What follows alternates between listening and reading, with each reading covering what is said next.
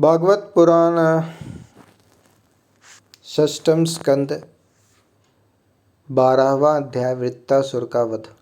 श्री सुखदेव जी कहते हैं, राजन, वृत्तासुर रणभूमि में अपना शरीर छोड़ना चाहता था, क्योंकि उसके विचार से इंद्र पर विजय प्राप्त करके स्वर्ग पाने की अपेक्षा मरकर भगवान को प्राप्त करना श्रेष्ठ था। इसलिए जैसे प्रलयकालीन जल में कैटभासुर भगवान विष्णु पर चोट करने के लिए दौड़ा था, वैसे ही वह भी त्रिशूल उठाकर इंद्र पर टूट पड़ा। वीर वृत्तासुर ने प्रलयकालीन अग्नि की लपटों के समान तीखी नोकों वाले त्रिशूल को घुमाकर बड़े वेग से इंद्र पर चलाया और अत्यंत क्रोध से सिंहनाद करके बोला, पापी इंद्र, अब तू बच नहीं सकता।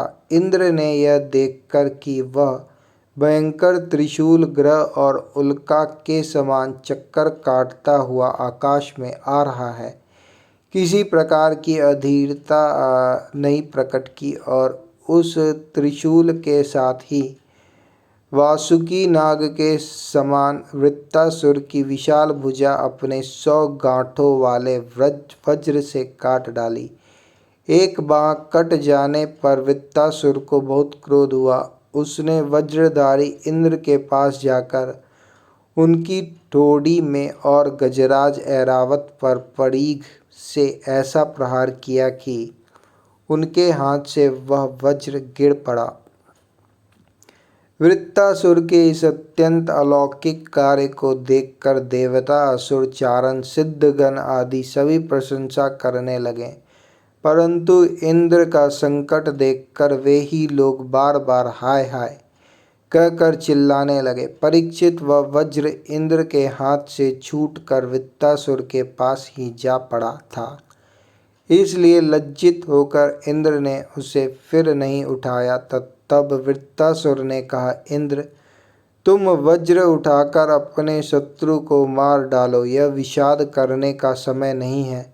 देखो, सर्वज्ञ सनातन आदि पुरुष भगवान ही जगत की उत्पत्ति, स्थिति और प्रलय करने में समर्थ हैं। उनके अतिरिक्त देहाभिमानी और युद्ध के लिए उत्सुक आतताइयों को सर्वदा जय ही नहीं मिलती। वे कभी जीतते हैं तो कभी हारते हैं। वे सब लोक और लोकपाल जाल में फंसे हुए पक्षियों की भांति जिनकी अधीनता में विवश होकर चेष्टा करते हैं, वह काल ही सबकी जय पराजय का कारण है। वही काल मनुष्य के मनोबल, इंद्रिय बल, शरीर बल, प्राण, जीवन और मृत्यु के रूप में स्थित है। मनुष्य उसे न जानकर जड़ शरीर को ही जय पराजय आदि का कारण समझता है। इंद्र जैसे काठ की पुतली और यत्न का हरिण नचाने वाले के हाथ में होते हैं, वैसे ही तुम समस्त प्राणियों को भगवान के अधीन समझो। भगवान के कृपा प्रसाद के बिना पुरुष प्रकृति, महत्त्व, अहंकार, पंचभूत, इंद्रियां और अंतःकरण चतुष्टय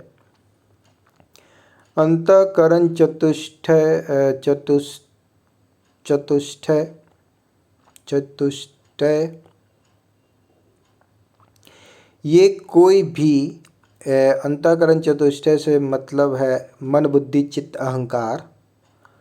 ये 4 अंतःकरण चतुष्टय कहलाए हैं। तो भगवान की कृपा प्रसाद के बिना पुरुष प्रकृति, महत्त्व, अहंकार, पंचभूत, इंद्रिया और अंतःकरण चतुष्टय यानी मन, बुद्धि, चित्त, अहंकार, ये कोई भी इस विश्व की उत्पत्ति आदि करने में समर्थ नहीं हो सकते। जिसे इस बात का पता नहीं है कि भगवान ही सबका नियंत्रण करते हैं, वही इस परतंत्र जीव को स्वतंत्र कर्ता भोक्ता मान बैठता है।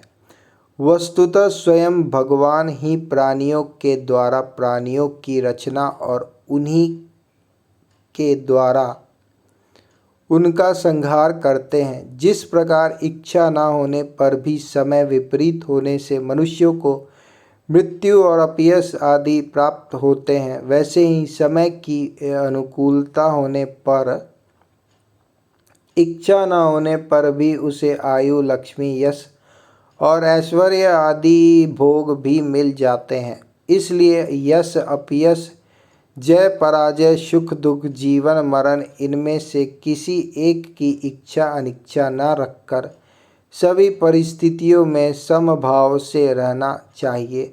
हर्ष शोक के वशीभूत नहीं होना चाहिए।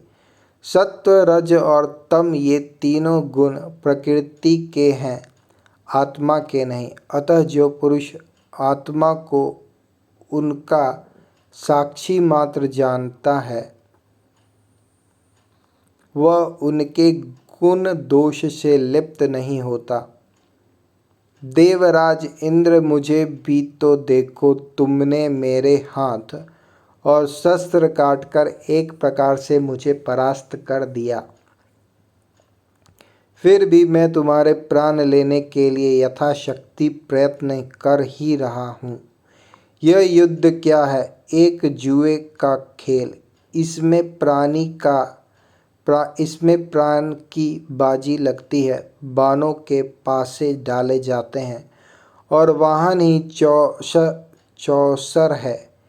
इसमें पहले से ही यह बात नहीं मालूम होती कि कौन जीतेगा और कौन हारेगा। श्री सुखदेव जी कहते हैं, परीक्षित, वृत्तासुर के ये सत्य एवं निष्कपट वचन सुनकर इंद्र ने उनका आदर किया और अपना वज्र उठा लिया। इसके बाद बिना किसी प्रकार का आश्चर्य किए मुस्कुराते हुए वे कहने लगे। देवराज इंद्र ने कहा, अहो दानवराज, सचमुच तुम सिद्ध पुरुष हो, तभी तो तुम्हारा धैर्य, निश्चय और भगवत भाव इतना विलक्षण है। तुमने समस्त प्राणियों के सुहृद आत्मस्वरूप जगदीश्वर की अनन्य भाव से भक्ति की है। अवश्य ही तुम लोगों को मोहित करने वाली भगवान की माया को पार कर गए हो, तभी तो तुम असुरोचित भाव छोड़कर महापुरुष हो गए हो। अवश्य ही यह बड़े आश्चर्य की बात है कि तुम रजोगुणी प्रकृति के ही हो, तो भी विशुद्ध सत्व स्वरूप भगवान वसुदेव में तुम्हारी बुद्धि दृढ़ता से लगी हुई है। जो परम कल्याण के स्वामी भगवान श्री हरि के चरणों में प्रेम में भक्ति भाव रखता है, उसे जगत के भोगों की क्या आवश्यकता है। जो अमृत के समय में समुद्र में विहार कर रहा है, उसे क्षुद्र गड्ढों के जल से प्रयोजन ही क्या हो सकता। श्री सुखदेव जी कहते हैं, परीक्षित, इस प्रकार योद्धाओं में श्रेष्ठ महापराक्रमी देवराज इंद्र और वृत्तासुर धर्म का तत्व जानने की अभिलाषा से एक दूसरे के साथ बातचीत करते हुए आपस में युद्ध करने लगे।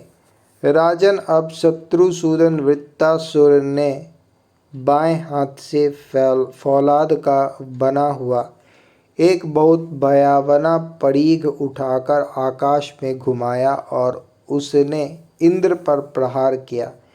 किंतु देवराज इंद्र ने वृत्तासुर का वह परीघ तथा हाथी की सूंड के समान लंबी भुजा अपने 100 गांठों वाले वज्र से एक साथ ही काट गिराई। जड़ से दोनों भुजाओं के कट जाने पर वृत्तासुर के बाएं और दाएं दोनों कंधों से खून की धारा बहने लगी।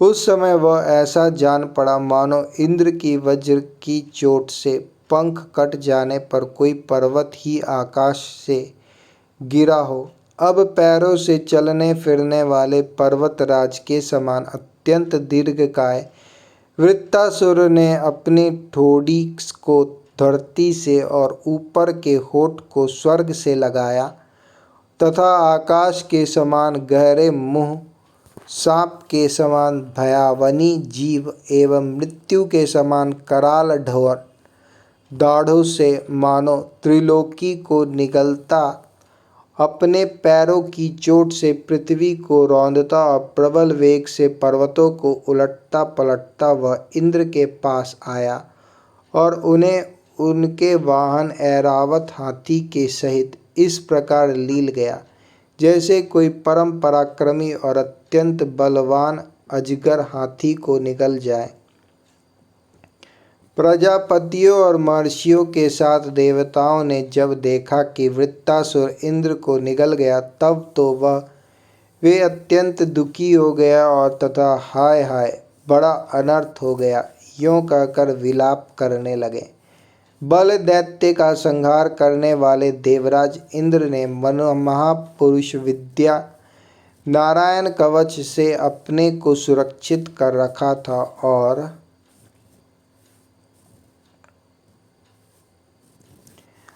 उनके पास योग माया का बल था ही, इसलिए वृत्तासुर के निगल लेने पर उसके पेट में पहुंचकर भी वे मरे नहीं।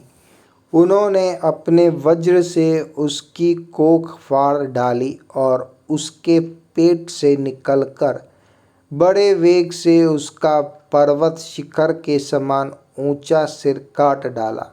सूर्य आदि ग्रहों की उत्तरायण दक्षिणायन रूप गति में जितना समय लगता है, उतने दिनों में अर्थात 1 वर्ष में वृत्तावध का योग उपस्थित होने पर घूमते हुए उस तीव्र वेगशाली वज्र ने उसकी गर्दन को सब ओर से काटकर भूमि पर गिरा दिया। उस समय आकाश में दुंदुभियां बजने लगी। महर्षियों के साथ गंधर्व, सिद्ध आदि वृत्तघाती इंद्र का पराक्रम सूचित करने वाले मंत्रों से उनके स्तुति करके बड़े आनंद के साथ उन पर पुष्पों की वर्षा करने लगे। शत्रुदमन परीक्षित उस समय वृत्तासुर के शरीर से उसकी आत्मज्योति बाहर निकली और इंद्र आदि सब लोगों के देखते देखते सर्वलोकातीत भगवान के स्वरूप में लीन हो गई।